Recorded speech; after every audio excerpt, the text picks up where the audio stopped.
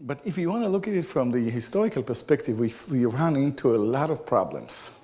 For instance, we had a lot of anachronisms and a lot of inconsistencies. For example, this is a picture that I want to show you. This is one of the beautiful anachronisms that can be ever seen. And this is Eliezer here and Rebecca.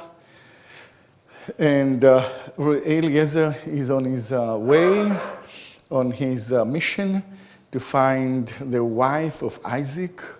And that's not a simple mission, because Isaac is going to be the patriarch, he's going to be the father of the nation.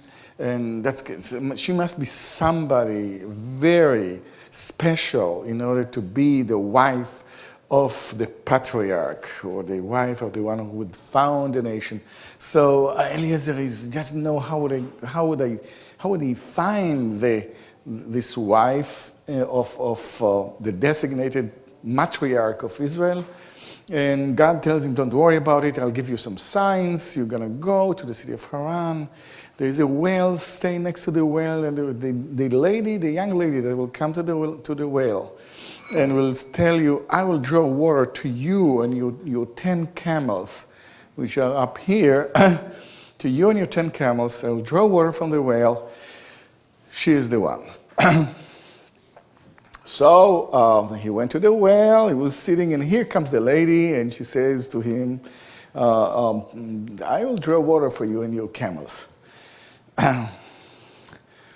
He's strong enough to draw the water from the well himself. He doesn't need the lady to do that. But no, that's a test. It's not a simple test, because every camel can drink about 45 gallons of water. There are 10s, it's 450 gallons. It's about half a ton of water that she has to draw from a well which is about 60 feet below the ground. She must be very strong. And if a lady can do that, you'll better marry her, because she's strong and she could do this, and that's the story. Now, if you look at it from a historical perspective, here we run into a couple of problems which are very difficult for us to put it in any historical perspective. What are they? Camels. The whole story, one of them, the whole story is supposed to be told in about the 21st century BC, about more or less, about 21st century BC, 20th century BC. That's about when the time of the story is supposed to be told. All right, we go to the 20th century BC, and you ask a zooarchaeologist, and you say, listen, I need the camels here.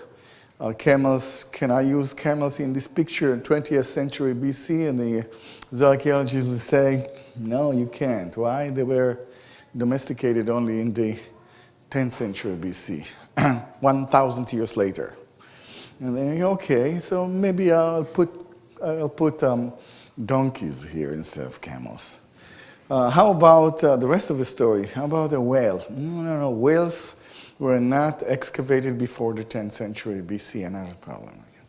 And then we have the problem of the city. We need the city of Haran. Was not founded before the 19th century BC. And we need the Arameans. They were not in the area before the 14th century BC. So what are we left with? Actually nothing. We are left with no story, because everything is anachronistic and we cannot work with this.